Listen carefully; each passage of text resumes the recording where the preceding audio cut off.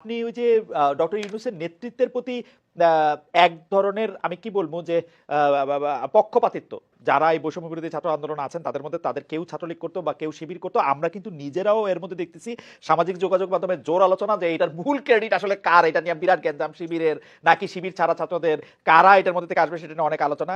কিন্তু ছাত্র দলের কারো কথা তো এমনিও শুনি না। দুদু ভাই, ব্যাপারটা কি আসলে এরকম না যে ছাত্রলীগ বা শিবিরের লোক তো নিতেই হবে, কারণ আন্দোলন তো ওরাই করছে, ছাত্র দলের লোকেরা তো ছিল না আন্দোলনে?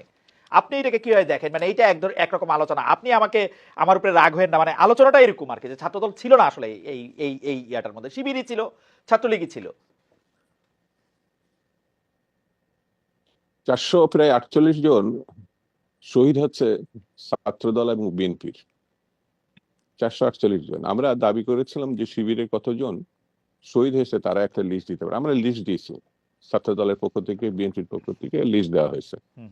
আপনি তো একজন সাংবাদিক এবং তথ্য অনুসন্ধানকারী, তো এই শব্দটা আপনি উচ্চারণ করে না করে বিএনপি বা ছাত্র দলের কতজন ধরে প্রশ্ন করলেন।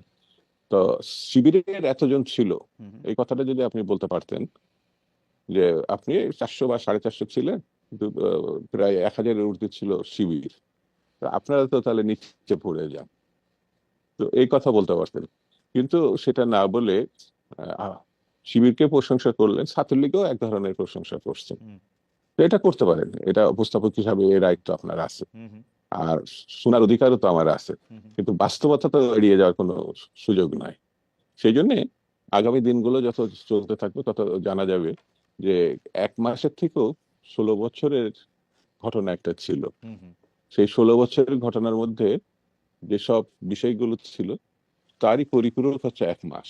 অর্থাৎ বিয়ে করলে সন্তান হয় না, 1 মাসের মধ্যেও হয় না, 9 মাস অন্তত পক্ষে একটা ঘটনা থাকে, ডাক্তার থাকে, উদ্যোগ থাকে, কষ্ট থাকে, বেদনা থাকে। নার্স কখনো মা হয় না। ওকে, তো নার্সের বা সেবিকার আমরা প্রদান করে ফেলেছি। ওকে। তার দুদু ভাই, দুদু ভাই, একটা শেষ প্রশ্ন, মানে আমাদের টাইম নিয়ে গেছে, সেটা হলো যে তিস্তা নদী বাঁচাতে যে বিএনপির উত্তরবঙ্গে বিশাল অবস্থান কর্মসূচি, এর কূটনৈতিক মূল্য আপনি কি দেখছেন? আপনি যদি একটু 30 সেকেন্ডে বলেন, আপনার এই কথার সাথে এটা বইলা ভারত আসলে এটা থেকে কোনো চাপ অনুভব করছে কিনা, মানে মানে লক্ষণটা কি, এটাও যদি একটু আমাদের একটু বলেন। না, এখনো আন্দোলন তো চলমান, এবং আন্দোলন চলাকালীন সময়ে আন্দোলনকে বাধাগ্রস্ত করার জন্য আমার মনে হয়েছে যে ভারত পানি ছেড়ে দিয়েছে। ওকে। সেই পানিটা অনেক ক্ষতি ক্ষতি করছে।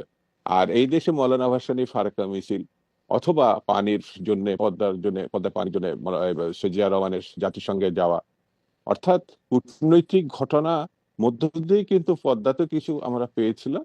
এখনো প্রত্যাশা করি যে চাপ প্রয়োগ ছাড়া ভারতের কাছ থেকে, কারণ 16 বছর তাদের প্রশংসা করে পাওয়া যায়নি, আগামী দিনে চাপ এবং সমন্বিত উদ্যোগ ছাড়া তিস্তা রক্ষা করা বা কৃষি রক্ষা করা বা মানব জাতির রক্ষা করা কঠিন হবে বলে আমার কাছে মনে হয়েছে। দুদু ভাই, আপনাকে ধন্যবাদ।